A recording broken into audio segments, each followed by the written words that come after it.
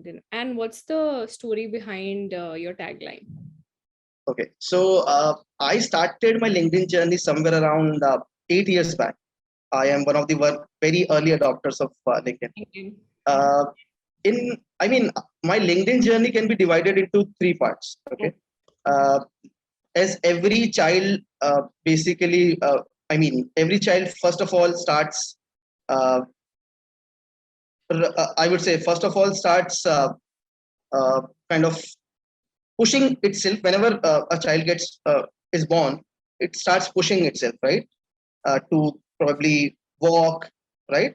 Then then it starts walking, and then it starts running. That's how it happened with me in my LinkedIn journey also, right. So first of all, I was just kind of pushing myself. I was trying to understand LinkedIn. I was trying to understand the algorithms, what this platform is all about. I used to always compare it with Facebook, how it is different from Facebook, and all those things. So I tried understanding this platform for at least 2.5 years, good 2.5 years, right? Then it was the stage of walking, right? I understood the platform. I started kind of giving more importance to this platform. I started following influencers. I started understanding what they write, and then I started writing myself. I understood that you have to present your thought leadership, and that's how I was able to walk in my journey. And then started running, right? I understood that everything. I had to just write. I had to understand where I have to comment, what kind of comment should be there. And the best thing that I've understood from LinkedIn is it's not about your post. It's not about those viral posts. It's not about 1 lakh followers. It's all about the DMs. Until unless you are able to connect with the right person at the right time and kind of give them some kind of value addition, then there's no point having 1 lakh followers or having a post which gets 1 lakh views, right? Correct. So that's what I've understood in my LinkedIn channel. Correct. And you're very right about it. I've seen at least, so I adopted LinkedIn 1.5 years back, and till then it was a sustainable platform which was doing amazing and there was no cringe. And now the platform has become both the sides wherein people are putting really good content out or they're putting it just for the views. But when I compare both, if your priority is numbers, this is great. But if your priority is lead generation, building your email list, building your network connections and stuff like that, even if you're not getting the numbers, these kinds of posts or content just skyrockets the kind of goals and growth that you have. So that's very right. So what's the thought process of you writing your posts? Like, what goes behind the scenes? Do you plan them? Do you or it's very random out of your experiences? Like, what's the content curation journey like? Sure. So in terms of content, I think there are 5 elements that I write on, right? One is obviously how to use LinkedIn, right, for your advantage. Whoever you are, you are a normal content creator, or you are a marketer, or you are a seller, or you are probably a content writer, right, or a business guy like me. You have to understand your niche first, right? Until unless you understand that niche, you can't write on that particular topic, right? Correct. And once you start writing on that particular topic, you start getting engagement, start getting, I would say, start getting some kind of personal interaction with people whom you would want to interact with, right? So it is not like if I want to interact with, let's take an example of an influencer called Ankur Warikoo, right? So it's not like that I have to just follow him and I have to just comment on what he is doing, right? You have to kind of connect with him, start giving him he should really, if I am commenting on his profile or on his post, he should really value that. So that comment should be very valuable. It's not like a random comment or happy to connect or commenting for better reach. That's not really how LinkedIn works. Yeah. So that's very important. And coming to how I got this opportunity of getting featured on LinkedIn, I think that was the same reason. I was connected with the right people at LinkedIn. And then they reached out to me. They saw my post. They reached out to me and they said that they want to feature me on their In It Together campaign, which was started in 2019. So it was IPL 2019, wherein I was featured. There were 3 more people like me, and we were all featured in this campaign. In every IPL ad, you would see us. It was a 15-second ad break that was given. And today, I think the YouTube video of that 15-second ad break has somewhere around 4.1 million views by now. So that's how I was featured, because I was committed to LinkedIn. I was really focused, and I was really, I would say, I was at the right time was at the right place at the right time. So that's how it was done, and I was really connected with the right people. Got it. And when you say right people, what's one networking tip that you want to give to anybody who's watching this right now? Okay. So I think networking, as everybody says, that network is your net worth, right? Yeah. And it's really, really very true. And in networking, it should be more about giving rather than taking. Until unless you start giving people, you won't be able to network well. Yeah. Because I think God also knows that you are just trying to take something out of somebody and not ready to or willing to give something. So until unless you start giving first, you won't be able to do good networking. So start giving whatever small you can, whatever small contribution you can do. You have to give that, but start small, and then it slowly and steadily, to whom you have supported, to whom you have given help, they will start that kind of would start coming back to you. So that's how you should do networking. Got it. That's actually very insightful. I have seen people not responding to their audience once the numbers go up and stuff like that, but it's always good to even respect your audience and your target audience, that and you Sure. give them value, and you're not just there in their inbox to ask for something. I have some people, and there was this one time I was in a WhatsApp group, so my number was accessible. So there was this one freelancer. She's really nice and everything, but every time she had a problem, she was just pinging me. So then I had sent a very long message saying, listen, I understand that you see me as a thought leader and stuff like that, but at least a single how are you, what are you doing, is this the right time, actually makes a lot of difference. Because right now I just feel, and whatever you're doing, I still do that. I do that as my paid service. So why don't you pay me for, just sending messages and Sure. getting replies from me and stuff like that? And since then, a lot of sweet messages from her have flown. And that's how everybody thinks at every level, wherever they Right. are. But if you're not respecting their time, or you don't show that way, they'll not get back to you. True. True. Got it. Okay. So after this whole feature thing and everything, what's the other thing that LinkedIn has given you? Has it given you clients, job? What is it? Okay. So presently, I use LinkedIn for obviously getting or sourcing my clients, right? Mm-hmm. Since I had the GST business here at a GST Suvidha provider, it's India's number one GSP. And even before joining Vina, I was part of one application service provider.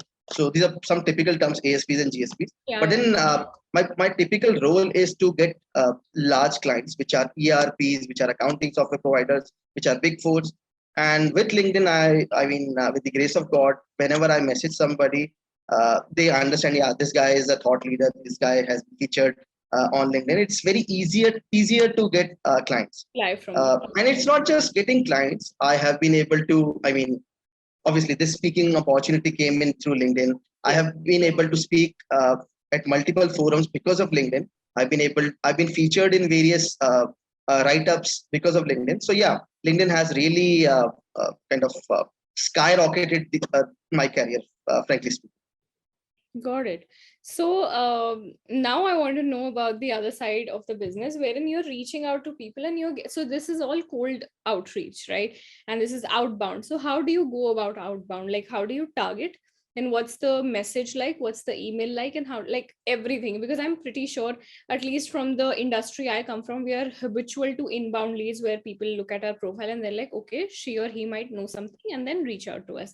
But Correct. outbound is altogether a different game. I've Sure. ventured into it and it has phenomenal results, but I really want you to introduce the concept of outbound sales to our audience Sure. via So I LinkedIn. think in outbound sales, it's kind of a process, right? You cannot just reach out, as you have just given me an example. Somebody just reached out to you. It becomes really very irritating at one point of time, right? Yeah. So it's kind of a process. Step number one is to first of all follow that person. Step Hmm. number two is to understand that person, what exactly are his likings, dislikings, what he has done, what he's willing to do, and what he would be doing in future, right? You have to understand. You have to kind of create an entire aura, create an entire funnel for him, right? And Okay. every person has to be given that kind of a same importance. It's not like that I will give importance to person number A and not that kind of importance to person number B. It has to be a process, and everybody is same in this process, right? So first of all, reach out to them for something else, not really directly for the business. You have to reach out to them for something else. It could be kind of you taking some help from them, or you kind of appreciating what they are doing, or you kind of sending them message on what uh, you have written, right? Probably that can do some kind of value addition for them, right? So this is the first step, that is reaching out, and not really for business, right? Second step is to kind of start engaging with them, start engaging on their posts, start engaging with what they are doing. It's and it with LinkedIn coming in, it's very very simple nowadays, right? To engage with someone. Yeah. Step three is to kind of get into a kind of a meeting mode. Obviously, with COVID in, getting that meetings is pretty difficult, but then getting into a call or something of that sort is step number three. And then kind of pitching your product. That's how you have to go about it. It's really a process, and it has to be done step by step. And it's a very long process. I understand that, but then the results are phenomenal with this process. All right. And what does your first or second message look like when it's not salesy? So do you talk about, hey, I just saw that you like IPL and oh my God, I'm telling you, this team is going to nail it or something like that? Do you go that informal, or is it like, hey, loved your last post and you're absolutely right about it and stuff like that? It depends on the person, right? If this guy has been sharing very personal stuff on LinkedIn or on his social media, then it would be a personal message. Depending upon if we both share some kind of, let's take an example. If we both share same interest, right? If we have the same interest, then it's very easy. But then if we don't share the same interest, then you'll have to figure it out, right? As I said, it's a long process. It has to be person by person. You have to strategize every moment, and then you have to reach out. Uh, Mostly personal messages, but then typically, if somebody has written something, appreciating that, and then giving your value addition on that particular thing. Got it. And when it's finally the sales time, like you're pitching something, what's the call to action that you put? Like, is it your Calendly link? Is it your email? Is it your phone number? Like, how do you make sure that this person gets back to you and there's a way to get back to you? Normally, it's a kind of a phone number that I put in, right? Because the funnel, as I said, it's very small, right? I have to just deal with 10 people and then just close one person or two-person, right? So the funnel is very small. Then I think it gives a very personal touch if you send your phone number and then talk to them over a phone. Okay. And then you can slowly and gradually kind of engage with them over a Zoom call, or probably have a meeting with them. But then normally what I have seen in my personal experience, sending a phone number and then texting them, that creates a better impression as compared to kind of uh, a Calendly invite. I mean, it would depend person to person, but normally I've seen a phone dropping a phone, your phone number works very well in my case. It gets easy. So they have to It go gets through easy. less number of clicks. Then True, I'll go to true, Calendly, then I'll mark a slot, then I'll select a date, time, and true. then I'll click on done. I Done. normally share my VCF so that they are able to save the number as soon as possible. Wow. And we would love to know how to create one. Uh, Sure.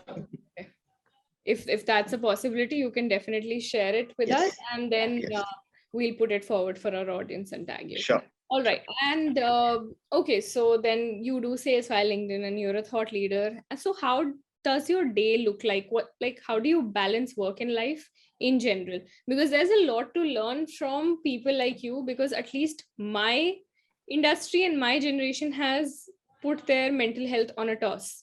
And given that you got all the responsibilities early on and you did not shrug it off, you did take them up, you did pivot, you were very comfortable to doing those changes in your career and stuff like that, which is very intimidating right now for most of us.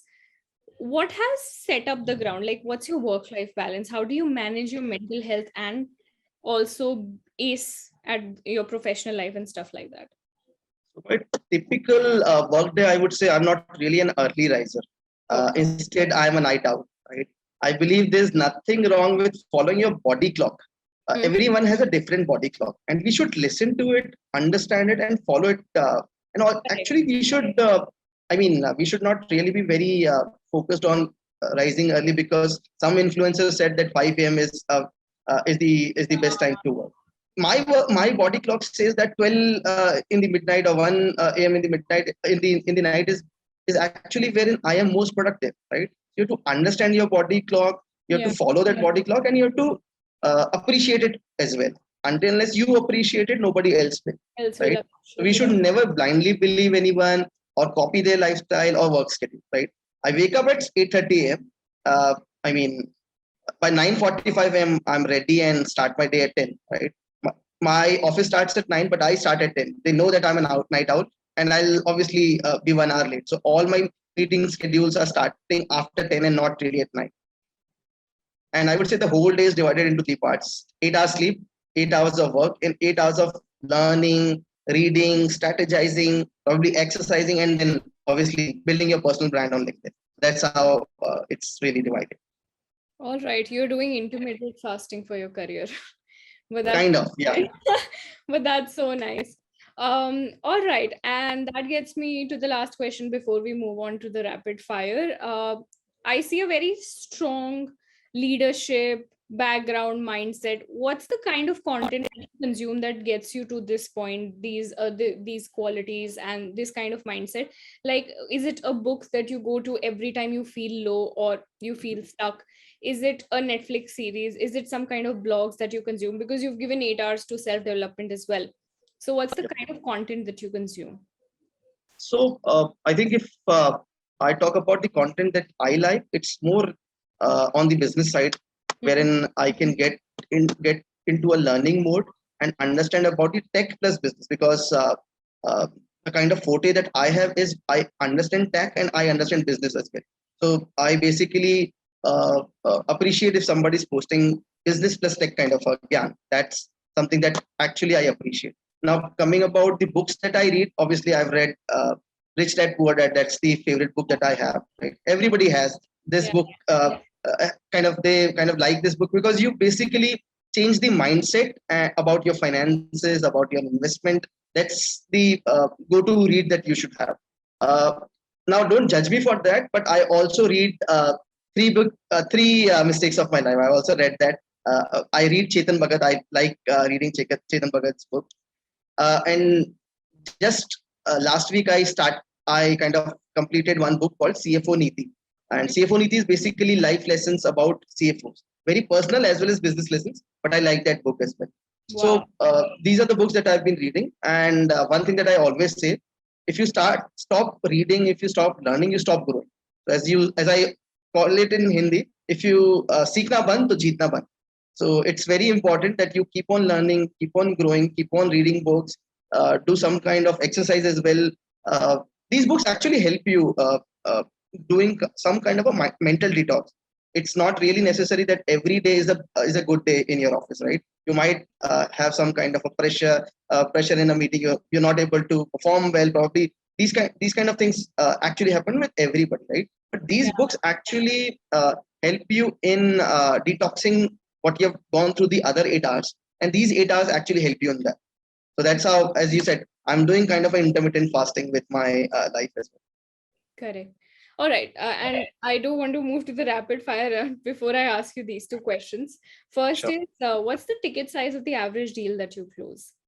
Because that'll Uh, give us a lot of perspective on, can we replicate your strategies, or what are the pivots that we need to make to target our audience? Frankly, it depends. There are many small ticket value deals are also being closed by me, but normally it is in the range of per annum 50 lakhs plus. Wow, okay. You're gonna sit with me and sort my business out. But okay. And do you do freelance consultations like these, like telling people like me or entrepreneurs who have a great product but don't know how to sell it? So I'm mentoring a few of very early stage startups as well. They're based in Jaipur, and I'm mentoring them. My mentoring is typically related to business stuff only, so that they can understand how business grows, how sale is done, how marketing is done. So kind of strategy related to business sales and marketing. Okay. So yeah, that's Got how I do it. Got it. So I'll move to the rapid fire section now. Thank you for answering all my questions very patiently. And they were answers coming out of experiences. I've never heard these refined answers, like people are always beating around the bush and stuff like that. But I'm so glad everybody who's joined these interviews have given on-point answers, and thank you for joining that club. So, okay, is it content or consistency? Definitely consistency. All right. Sometimes you can be bad at content, but consistency actually pays you. Yeah, I feel it's like faking until you're making it. You put it out in the universe, you also put it out on social media, and then one day you become the master of it. I remember not getting leads for content writing till the time I was doing content writing, but when I started taking webinars around content writing leads came through. Right. I think when you put yourself out there as the thought leader, somebody knows about it and giving lectures and stuff. And now I'm not saying any newbie should just come and do it. But yeah, if you put it out there and you start learning at the back end and put your foot forward, it's a good thing to be consistent, given that you're not posting cringe. And okay, my second question is inbound or outbound? What do you think is your play? For me, it would be outbound. You are the first person who said outbound. Oh my God, we have found you. Okay. Would you like networking in the comment section of LinkedIn or messages? And why? Whatever you choose. Again, for me, it would be messages because it gives a very personal touch. Okay. If there's one profile that you want all of us to follow on LinkedIn or one company page, what it would be? It can also Ankur Warikoo, for sure. Everybody has to follow. Oh, Ankur Warikoo has to be followed. Yeah, that's also a constant on the show. Ankur, we need to now interview Ankur Warikoo about his fan following. What would you prefer, LinkedIn or Twitter? LinkedIn, for sure. I'm not really very active on Twitter as also. It's just that my LinkedIn posts are reduced into 140 characters and then I post it on Twitter. Otherwise, it's LinkedIn. All right.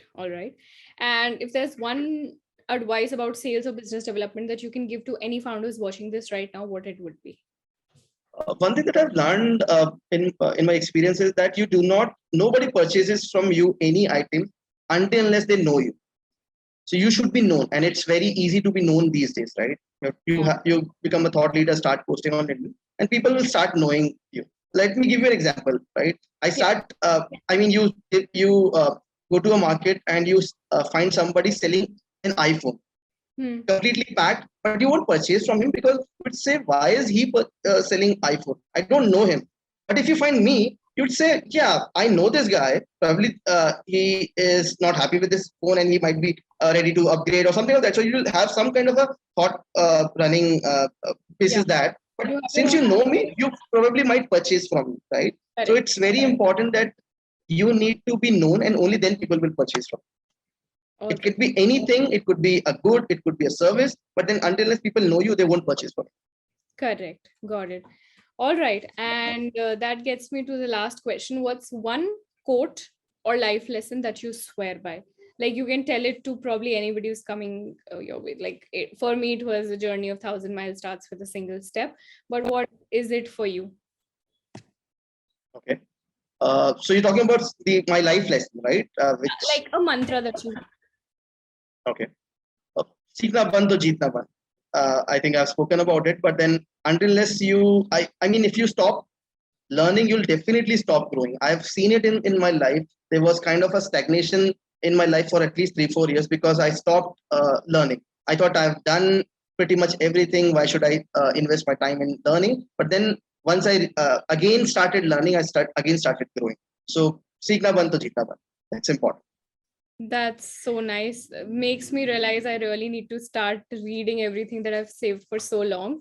Manish, it was more than an honor to host you. There's so much to learn about personal and professional life from you. I wish that you reached out to more people and your profile reaches to more people because it's one underrated account on LinkedIn. And I just hope it grows up like Ankur Warikoo. So yeah, wish you all your future endeavors. Thank you for joining. Pleasure. Thank you very much. Thank you.